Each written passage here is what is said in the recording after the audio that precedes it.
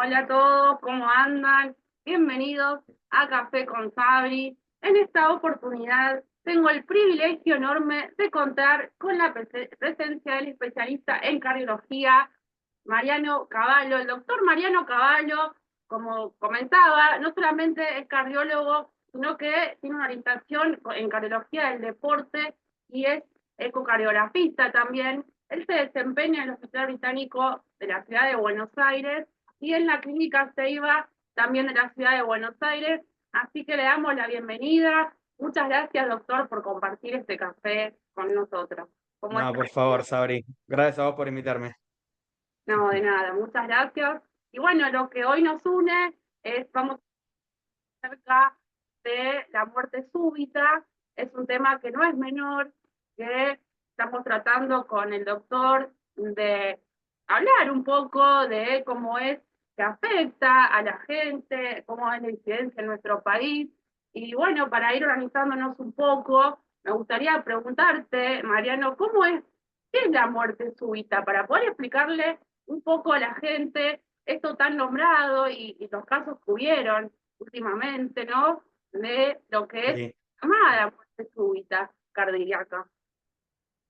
Bueno, para dar un pantallazo, la muerte súbita es la muerte clínica de una persona. ¿Y qué quiere decir esto? Es básicamente la ausencia de circulación y respiración espontánea. Es decir, lo que la gente conoce como el paro cardiorrespiratorio y tiene como características que se presenta de una forma natural, digamos que no está mediada por causas externas. Ujú. Es algo inesperado porque el paciente previamente digamos, no hacía su condición prever este desenlace totalmente inoportuno y suele ser algo rápido, digamos que no tenía síntomas previos el paciente o se presentaron en la última hora antes del desenlace. Esto es muy importante saber, ¿no? Lo que está comentando el doctor es que esta patología, esta condición, lo que es la muerte súbita cardíaca, es de repente, digamos, ¿no? Justamente Exactamente, por eso esto el es. nombre. Y la actividad del corazón deja de funcionar. Esto lleva a la muerte si no se hace algo que a veces, aunque se haga algo, ¿no? Es muy difícil esta condición, manejarla en lo que es extrahospitalario, porque una cosa es cuando la persona le sucede en un lugar donde la atención, pero acá estamos hablando cuando pasan más de 5 minutos y uno no reacciona o no lo identifica o lo que sea que no actúa, esta persona puede, lo más probable es que se muera. Entonces, estamos tratando de aportar datos interesantes para que obviamente uno no lo desea, pero en el caso de que nos pase, ¿cómo proceder? Entonces, también es importante, ahora hablamos de definición, ¿cuál es la incidencia en nuestro país? Ese es un dato que está bueno saber, ¿no, Maya? Y lamentablemente en nuestro país la incidencia es bastante alta, se producen alrededor de unas 40.000 muertes por año, de muerte súbita, lo que equivale a que una persona muere cada 15 minutos de muerte súbita en nuestro país. Y es muy importante esto que decías recién, que la mayoría de las veces, cerca del 70% de los casos, ocurren fuera del ámbito hospitalario.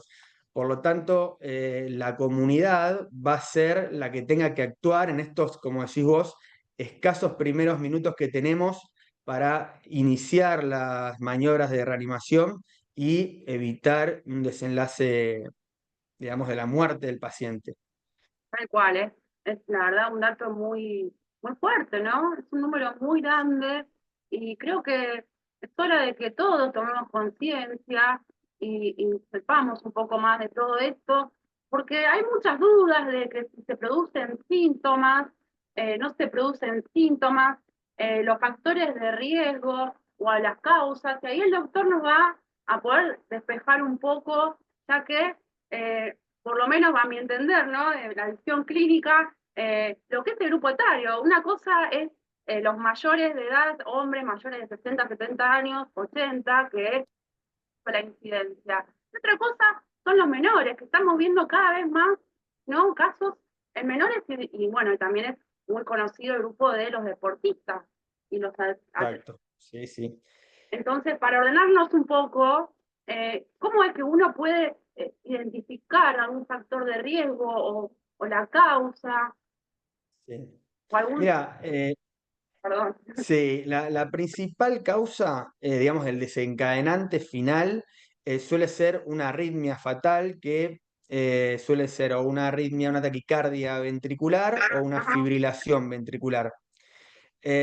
Cerca del 80% de los adultos, la causa subyacente es la enfermedad cardiovascular, ajá, principalmente la enfermedad coronaria, ¿no? Y dentro, después de lo que son las enfermedades cardiovasculares, em, tenemos otras entidades que, por ejemplo, vos hablabas recién de esto de las edades, ¿no? sí, Generalmente mayores de 35 es más por enfermedad coronaria y ajá, en menores suele ser más por lo que son las miocardiopatías, por exacto, ejemplo, la miocardopatía hipertrófica, la displasia ritmogénica.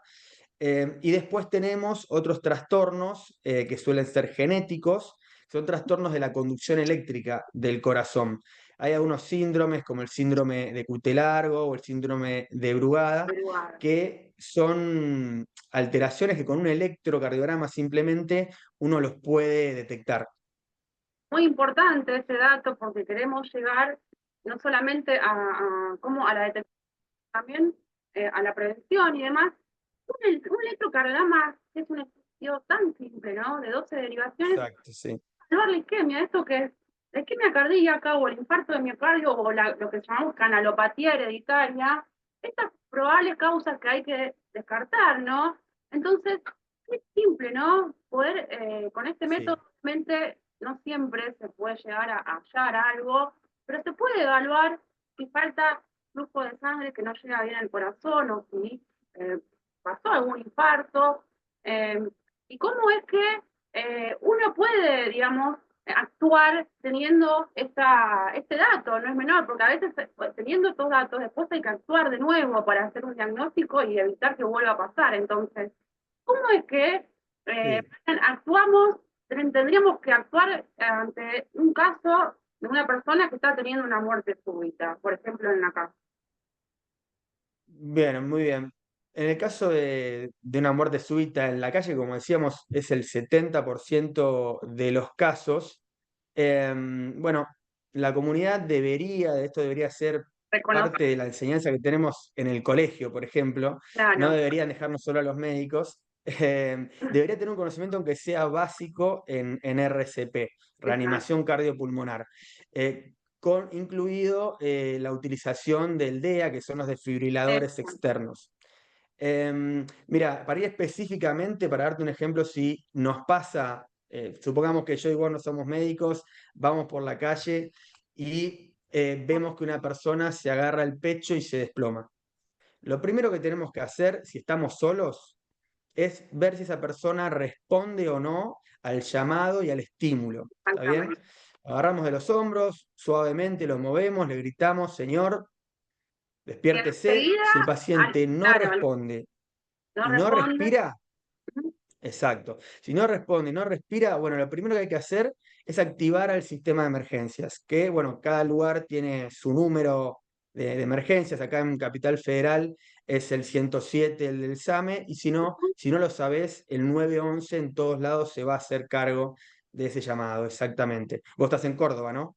Sí, sí, yo estoy en Río Bueno, Ceballos y bueno, la verdad que es a nivel nacional, ¿no? Que hay desconocimiento y es muy exactamente. El importante, como 911 estás siempre va a diciendo. servir.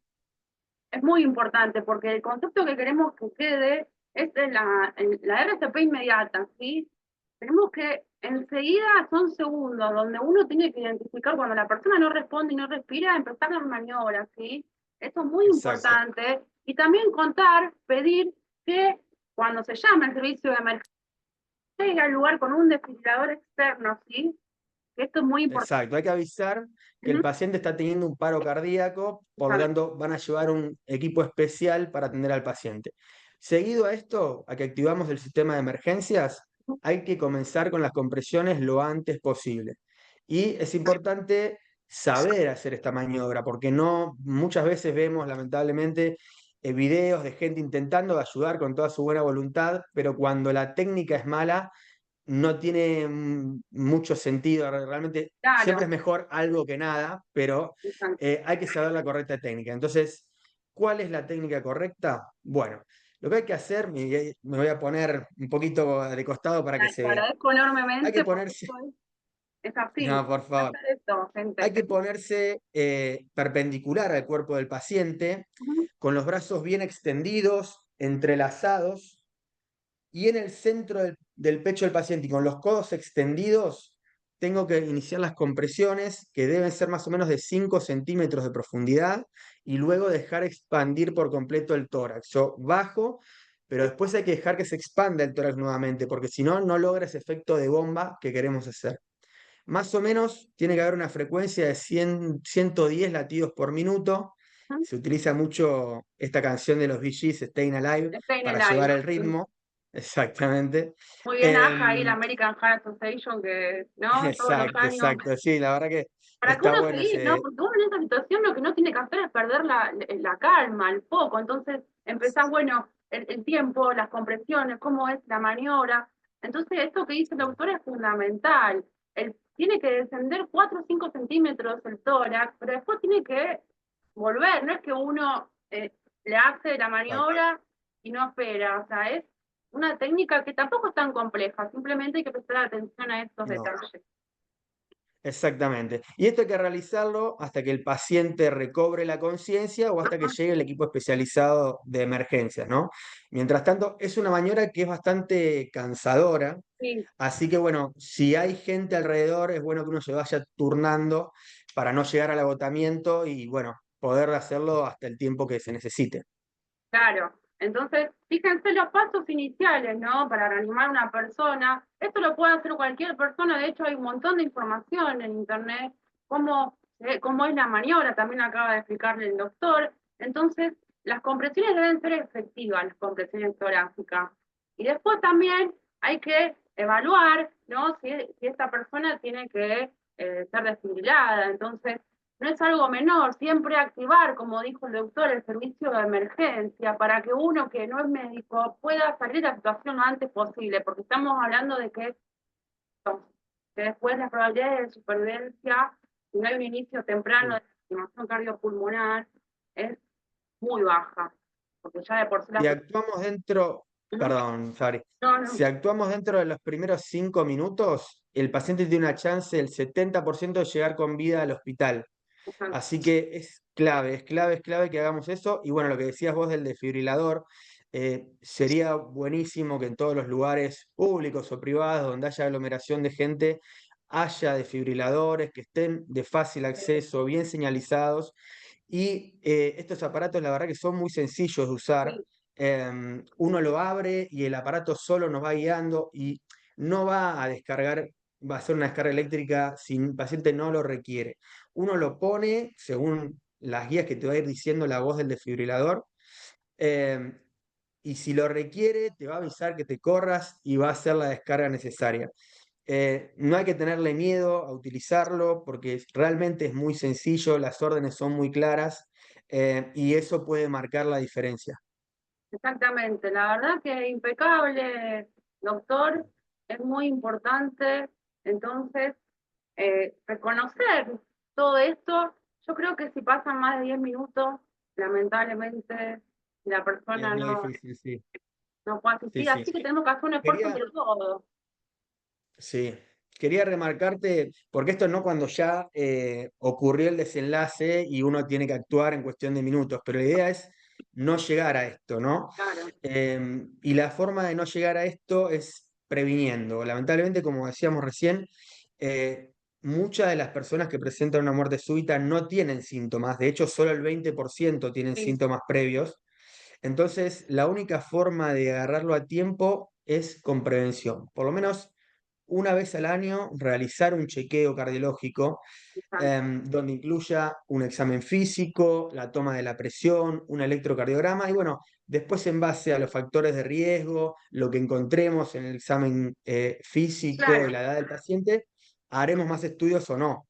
Pero por por lo ejemplo, menos si es una un vez al paciente año, joven, de repente habría que hacer alguna prueba genética o descartar una miocardiopatía, como nombraste vos. Si tenés antecedentes familiares, claro, por Esto, ejemplo, de en caso muerte de que, súbita o claro, enfermedades congénitas, sería bueno que toda la familia se haga un chequeo cardiológico. Y exactamente. bueno, después los factores de riesgo que ya sabemos, ¿no? Eh, Mal, tabaquismo, alcoholismo, las alcohol, drogas que se utilizan tanto, em, sí, la diabetes, la hipercolesterolemia, la hipertensión arterial, son todas cosas que agarradas a tiempo pueden evitar la progresión de enfermedad cardiovascular. eh, y bueno, la actividad física, ¿no? La actividad física que es tan importante. Por suerte, noto que está mejorando un poco, por lo menos acá, lo que veo en Capital Federal, cada vez hay más eventos deportivos. sí, em, y la importancia de hacer, aunque sea 150 minutos de actividad física es semanal, intensidad fundamental. moderada. Exacto.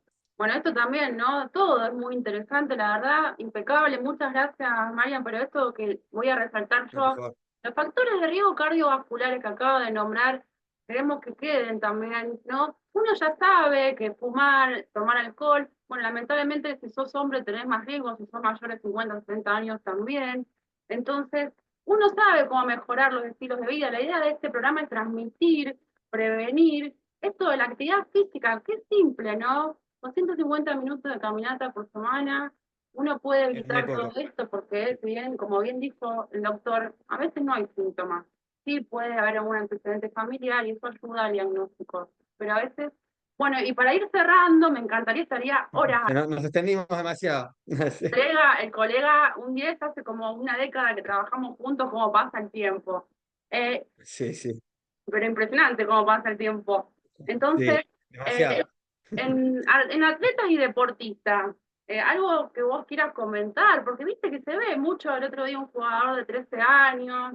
eh, Sí, sí, una pena.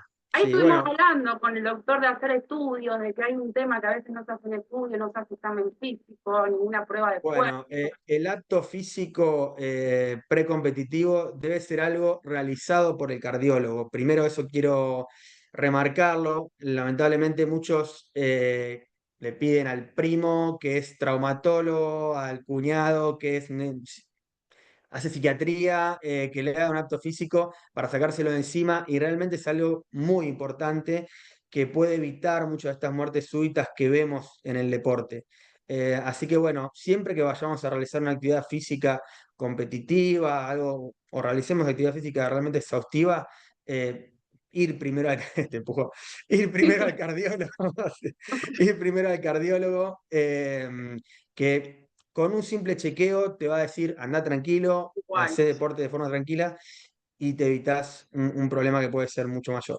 Porque el cardiólogo tiene la capacidad, esto es como todo, de detectar si está agrandado el corazón, bueno, si tiene factores de riesgo cardiovasculares, si en el antecedente, en el interrogatorio detectó algo en algún familiar, lo que sea, esto lo tiene que hacer el cardiólogo. Es como si uno tiene una Sí. lesión y en vez de ir, no sé, al traumatólogo o al psiquiatra, o sea, hay que organizarse un poco, también lo que Sí, pasa a veces es culpa, ¿no? De nosotros, de todo, ¿no? De hacerse cargo también uno, de tal cual. sacarse de encima. ¿A quién no le pasa que médico, ya vamos cerrando, che, hacen un acto físico? Uno no es que no tenga ganas, uno quiere prevenir. Entonces, lo importante acá y también para los profesionales de la salud, te vienen a pedir un acto físico, lo que sea, sobre todo para una actividad competitiva o de, ¿no? de gran esfuerzo. Sí, No, o sea, la respuesta es mira, para prevenir lo más importante es que vos consultes con un cardiólogo. Y estaría buenísimo que los clubes también tengan un cardiólogo, ¿no? Así como tienen un tal cual. deportólogo.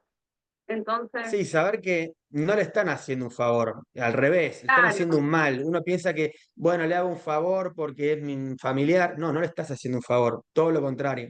Así que es lo que decías vos, si uno tiene se fractura un hueso, no va a ir al cardiólogo a que le solucione el tema, va a ir al especialista. Entonces, bueno, este tema nos tienen que dejar a los cardiólogos que lo controlemos. impecable. Así que bueno, muchas gracias. No se olviden de seguirlo al doctor. Muy bueno el contenido que tiene en las redes sociales, el doctor Mariano Cavallo en Instagram.